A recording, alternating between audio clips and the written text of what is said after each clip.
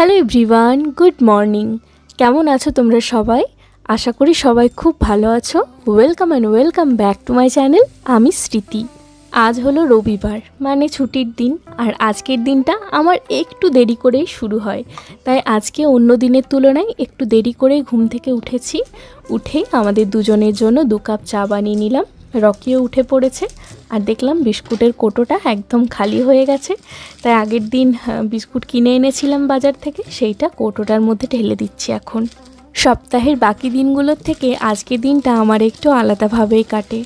আজকে সব কাজগুলো একটু দেরিতে হয়।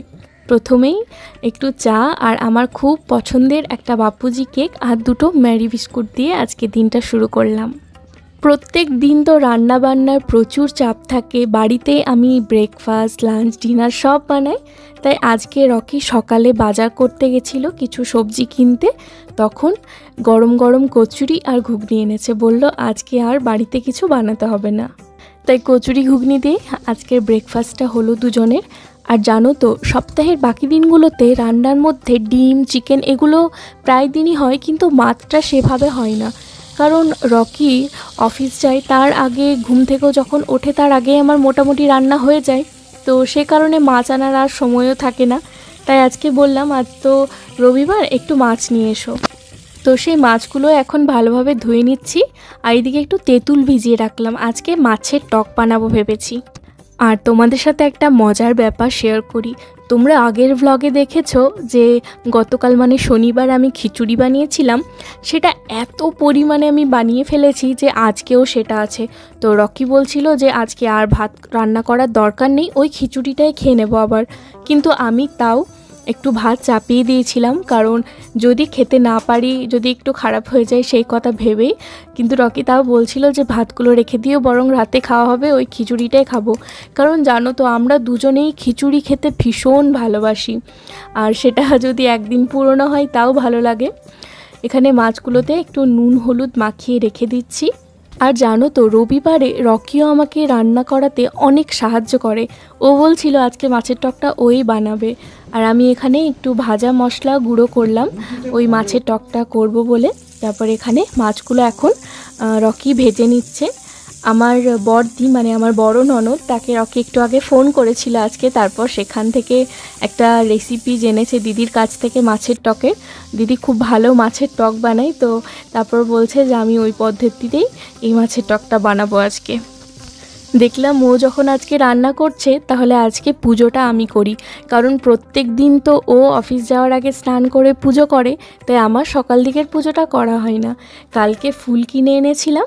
দেখো এখানে বেলপাতাগুলো কিভাবে দেয়, এরকম ডাল সহই দিয়ে দেয়। সেগুলোকে আবার এভাবে একটু ছাড়িয়ে নিতে হয়। একই রকম তুলসী পাতাগুলো জানো তো একেবারে ডাল সহ দিয়ে দেয়, আবার সেখান থেকে একটু একটু করে ছাড়িয়ে নিই। তো আমি স্নান করে চলে এলাম, যেহেতু ও আজকে রান্নার দিকটা একটু দেখছে। এরপর আমি একটু ঠাকুরের পুজোও করে নেব। আর বাড়ির সব কাজগুলোর সাথে সাথে আমার ঠাকুরের পুজো বা ঠাকুরের জন্য বিভিন্ন কাজ করতে না ভীষণ ভালো লাগে। এতে মনে অনেকটা শান্তি আসে আমার। আজকে রান্নার খুব একটা বেশি ঝামেলা রাখিনি, খুব সামান্যই আজকে রান্না হবে।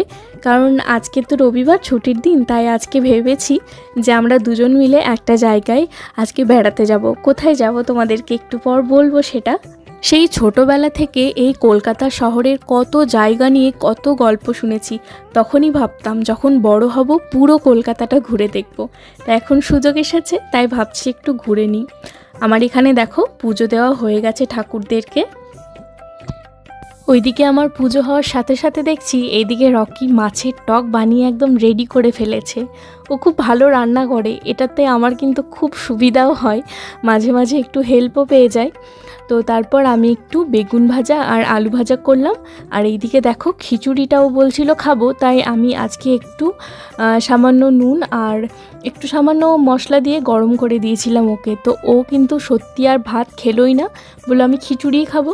তাই ওকে এই যে খিচুড়ি, বেগুন ভাজা, আলু ভাজা, আর এখানে মাছের টক আর একটু চাটনি দিয়ে দিয়েছিলাম। আর যেহেতু সকালে একটু ভাত করেছিলাম, তাই আমি একটু ভাত আর একটু খিচুড়ি দুটোই নিয়েছিলাম। লাঞ্চের পর এই যে গ্যাস মোছা, বাসন ধোয়া, আমার সব কিছুই হয়ে গেছে। তো এখন বাজছে বিকাল 4:45 আর আমি রেডি হয়ে গেছি। যবে থেকে কলকাতায় এসেছি তবে থেকে ভেবেছি যে উইকেন্ডগুলোতে একটা একটা করে কলকাতার যে সব ঐতিহাসিক জায়গাগুলো আছে, ঐতিহ্যবাহী জায়গাগুলো আছে, ঘুরে দেখবো। কিন্তু এখনো পর্যন্ত সেরকম দেখা হয়নি। এর আগে যখন কলকাতায় এসেছি তখন বরং দু একটা দেখেছি, কিন্তু এখানে শিফট হওয়ার পর থেকে আমার যাওয়াই হয়নি সেরকম কোথাও। তো আজকে সানডে, তাই রকিকে বলেই রেখেছিলাম যে সানডে কোথাও একটা যাব। আর ও আমাকে অনেকদিন থেকে বলেছিল যে তোমাকে একবার আমি এখানের ইন্ডিয়ান কফি হাউস নিয়ে যাব, দেখবে তোমার খুব ভালো লাগবে। কারণ আমার পুরোনো জায়গা খুব ভালো লাগে, পুরোনো জায়গা। বা ওইখানে সব থেকে বড় কথা, ওইখানে আছে মানে কফি হাউসটা আছে কলেজ স্ট্রিটে। আর আমি বই পড়তে এত ভালোবাসি, কিন্তু আমি কোনোদিন এখনো পর্যন্ত কলেজ স্ট্রিট যাইনি, আজকে প্রথমবার যাব। তাই আমি এখন থেকে এত এক্সাইটেড কি বলবো। রেডি হয়ে গেছি, চলো বেরোবো এবারে দুজনে। আর তোমাদেরকেও আমার এক্সপিরিয়েন্স শেয়ার করবো, সাথে জায়গাটা কিরকম অ্যাম্বিয়েন্স বা কিরকম খাবার, যেটুকুই পারবো আমার ভ্লগে দেখানোর চেষ্টা করব। আশা করি তোমাদেরও ভালো লাগবে দেখতে। আর আমরা দুজনে আজকে মানে সেমি ম্যাচিং একটু ম্যাচ হয়ে গেছে, মানে ওই আজরাক এই ধরনেরই দুজনের। চলো যাই।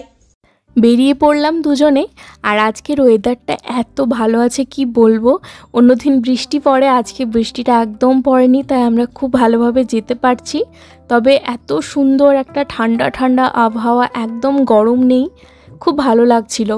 আর কলকাতার রাস্তা রবিবার একটু ফাঁকা থাকে দেখেছি, কারণ অফিসটা যেহেতু থাকে না, তাই রাস্তাটা একটু ক্লিন থাকে। আমরা এসে পৌঁছে গেছি কলেজ স্ট্রিট, কিন্তু আমাদের একদমই মনে ছিল না যে রবিবারে কলেজ স্ট্রিট বন্ধ থাকে। সমস্ত বইয়ের দোকান কিন্তু বন্ধ ছিল, দু একটাই মাত্র খোলা, কিন্তু কফি হাউস খোলা আছে, যেটার জন্য আমরা বিশেষ করে এসেছি। তো চলো এবার ভেতরে যাই। ভেতরে ঢোকার আগেই দেখলাম কত জনের এখানে ছবি দেওয়া রয়েছে, মান্নাদের ছবি রয়েছে। কি ভালো লাগছিল, মনে হচ্ছিল যে কত দিনের একটা স্বপ্ন আমার পূরণ হচ্ছে।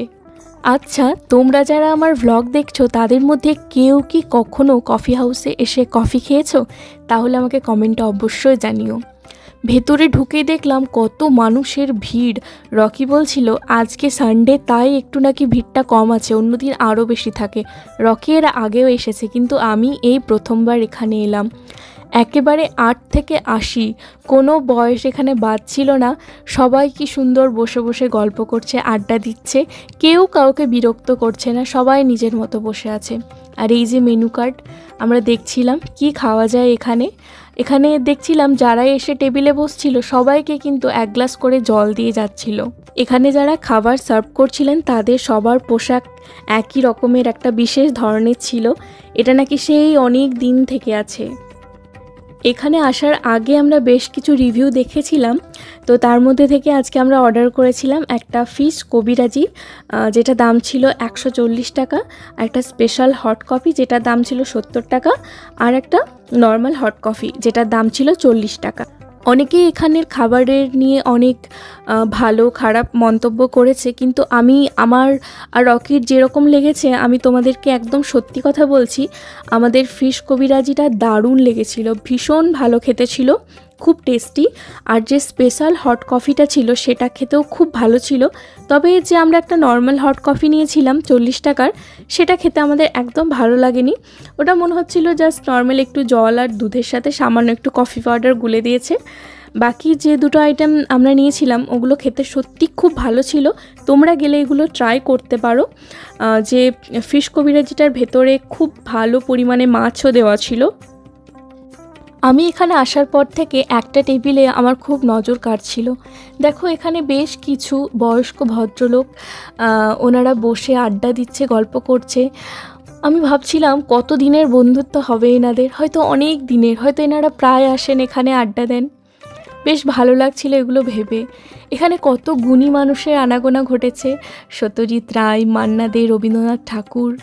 আবার দেখলাম এখানে এখন জোম্যাটো সার্ভিস অ্যাভেলেবেল হয়ে গেছে, এখান থেকে জোম্যাটোতেও চাইলে কেউ কফি বা অন্য কিছু অর্ডার করতে পারে। যখন আমরা এখানে কফি খেয়ে বেরোচ্ছিলাম, যাওয়ার আগে এখানে দেওয়ালগুলোতে দেখলাম কতজন তাদের ভালোবাসার মানুষের জন্য কত কিছু কবিতা, কত কিছু লিখে গেছে, দেখে বেশ ভালো লাগছিল। আচ্ছা, তোমরা কি কেউ লিখে এসেছো? আমরা বেশ অনেকক্ষণ ওখানে বসে আড্ডা দিলাম। শুনেছিলাম ওখানে কেউ বসে আড্ডা দিলে তাদেরকে ওঠানো হয় না, বিরক্ত করা হয় না, তো তাই আমাদেরও যতক্ষণ ইচ্ছে আমরা ওখানে বসেছিলাম। তারপর আবার বেরিয়ে এলাম। কলকাতা শহরের আবার নতুন কিছু আমরা খুঁজে বেড়াবো, কী কী আছে এখানে যেগুলো আমাদের দেখা হয়নি, পুরনো ঐতিহ্যবাহী বা আরও যেসব জিনিসগুলো অনেক দিন থেকে দেখার ইচ্ছা আছে যেসব জায়গাগুলো। আজকে এখানে কফি খেয়ে বেশ ভালো লাগলো, দুজনে বসে আড্ডা দিয়ে। এখন আবার আমরা বাড়ি ফিরে যাচ্ছি। আর এই রাস্তাটা সন্ধেবেলায় এত সুন্দর লাগছিল কি বলবো। তোমরা যদি কখনো কলকাতার রাস্তায় এই সন্ধেবেলায় ট্রাভেল করো, বিশেষ করে যদি ফাঁকা থাকে, তাহলে বুঝতে পারবে কি পরিমাণে ভালো লাগে এই সন্ধ্যা থেকে রাতের সময়টা। আমরা যেতে যেতে আরও একটা জায়গায় দাঁড়িয়েছিলাম, লেক টাউনে।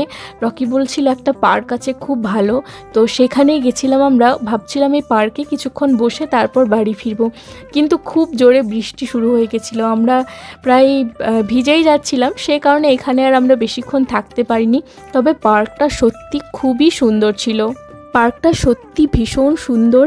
আর এরকম ওয়েদারে যদি তোমার প্রিয় মানুষের সাথে এখানে যাও, এখানে হাঁটতে হাঁটতে মনে হবে কোথাও যেন হারিয়ে গেছি। যদিও আমরা বেশিক্ষণ থাকতে পারিনি বৃষ্টির কারণে, তাও যেটুকু সময় ছিলাম খুব ভালো লেগেছে। পরে আরও একদিন গিয়ে তোমাদেরকে এখানের ভালো করে পুরো একটা ভিডিও দেবো ভেবেছি। আজকে দিনটা আমাদের এইভাবেই কাটলো, দুজনে মিলে বেশ ভালোভাবে রবিবার কাটালাম। আবার কাল থেকে রেগুলার যে এরকম জীবনযাত্রা সেরকম শুরু হবে। এই ভ্লগটা তোমাদের কেমন লাগলো কমেন্ট করে অবশ্যই জানিও। ভালো লেগে থাকলে প্লিজ একটা লাইক করে দিও, আর নতুন হলে প্লিজ প্লিজ আমার চ্যানেলটাকে সাবস্ক্রাইব করে দিও। দেখা হবে নেক্সট ভ্লগে। সবাই খুব ভালো থেকো, সুস্থ থেকো।